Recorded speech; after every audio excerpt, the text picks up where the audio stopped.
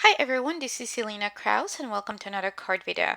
Today we'll be making this card a little bit off the angle, or as I call it, take an angle, using some of the new Caterpillar Designs items that were just released a couple weeks ago.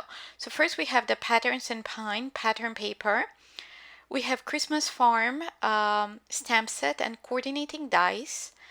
And it has a bunch of trees. We have the tractor, and it's very cute and masculine set too. And we're going to be using the stamp set with the sentiments called Making Spirits Bright. So let's get started.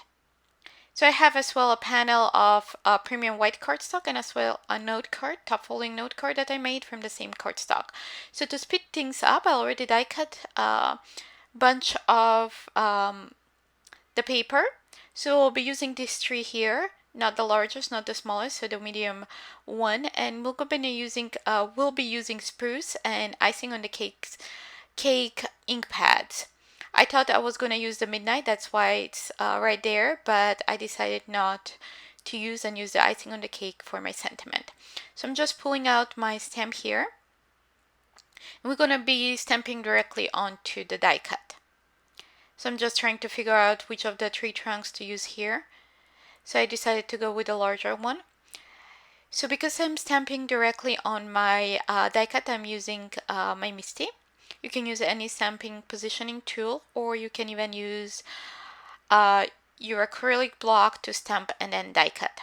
So I'm placing this kind of centering over the die cut, the negative die cut, to make sure that it's nice and centered. And then I'll stamp with the spruce directly onto the die cut. Before I go for it, because it's the first time I'm using the stamp, I'm trying to stamp on scratch piece of paper to make sure that it stamps evenly. And then I'll go directly onto the die cut. So for this one, I decided to go twice, and then I changed my mind and I went with another die cut because I cut it a few times. So I'll just move that aside and put in a new, fresh, clean white, premium white cardstock die cut. So I'm just making sure everything is centered properly and stamping that. So that came out nicely. Next, what I'll do, I'll position the tree trunk or the pine trunk, making sure that it's centered. Because it's a little tiny stamp, I had a little bit hard time, but then after I removed the die cut from the place, and then I center it directly over the negative of that die cut. Like, sorry, there you saw my face in the corner. So I found it easier to center it when we have black and white, some contrast, than doing it directly over the die cut, because it's white and white and it's really hard to see. So I'm stamping it with icing on the cake, and now we're done.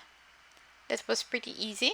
So now if you want to do multiples, you can just leave your first stamp into your Misty and stamp all of them at once, and then move on to the trunk and do the same thing.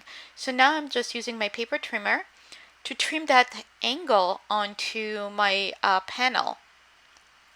So that was 4 1/4 by 5 1/2 panel, and I cut it on the bottom to create that off-center kind of angled look.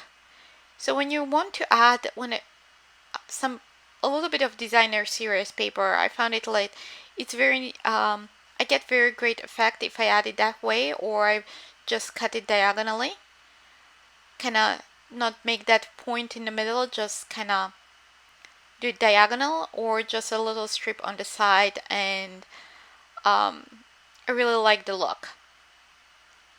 So I did for this one a little bit more fancier with that point in the middle and off center. Next, I'm using my scoring tool, or you can use any straight angle to line those up.